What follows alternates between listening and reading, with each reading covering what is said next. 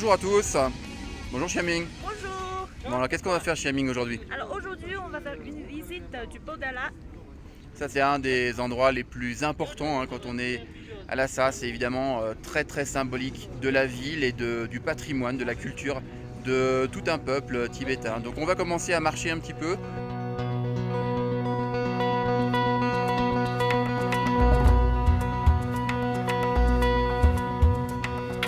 Magnifique panorama ensoleillé sur la ville de Lhasa, prise depuis les murs de fortification du Potala. Magnifique, incroyable. On sent l'histoire qui émane des pierres.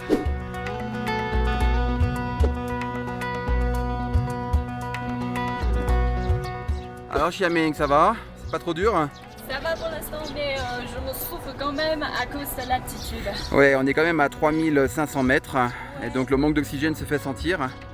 Et dans les prochains jours, on va monter à 4000, 5000, 6000, 6600 mètres au maximum.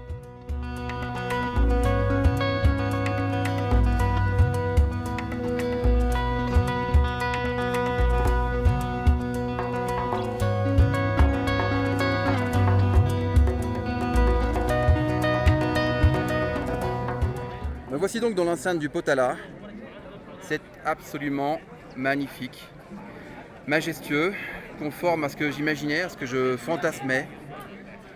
Je parle bien de fantasme parce que le Potala, quand on est français, on en entend parler depuis très très longtemps. On a un imaginaire qui se construit autour de cet édifice, de sa riche, lourde, longue histoire, complexe. Et se trouver ici présent, malgré le flot de touristes, je me sens extrêmement privilégié de pouvoir me trouver ici, au milieu de cette splendeur.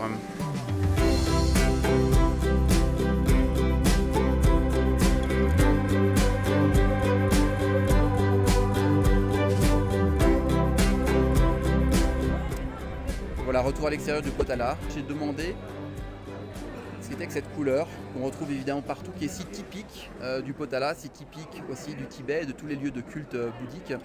Et la guide nous a expliqué que c'était un mélange de roches rougeâtres mélangé avec du sucre roux et apparemment du safran également. Alors très petite quantité de safran évidemment parce que le safran coûte très cher.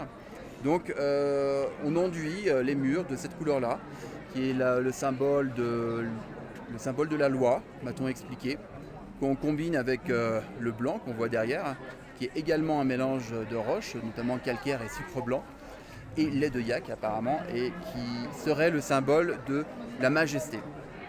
Donc cette matière, on la trouve partout. Il suffit de gratter les murs pour voir que, voilà, ça tâche,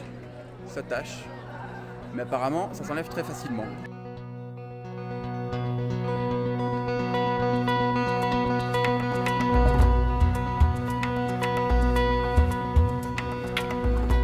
Voilà, c'est déjà la fin de cette visite du palais du Potala à Lhasa. C'est absolument merveilleux, un peu frustré de ne pas vous avoir montré les images de l'intérieur, mais nous ne sommes pas autorisés à filmer, donc je vous encourage, vous, à venir visiter la ville et la région.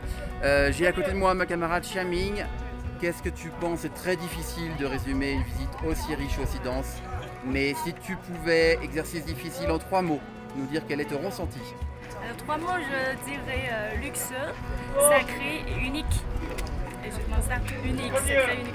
On a vraiment de la chance. On a beaucoup de chance, on se sent très privilégié. J'espère que vous continuez à nous suivre pour les prochains épisodes. On vous dit à bientôt. Entre temps, je vous promets, je me laverai parce que là ça tâche un petit peu. À très bientôt. Suivez-nous. Bye bye, au revoir.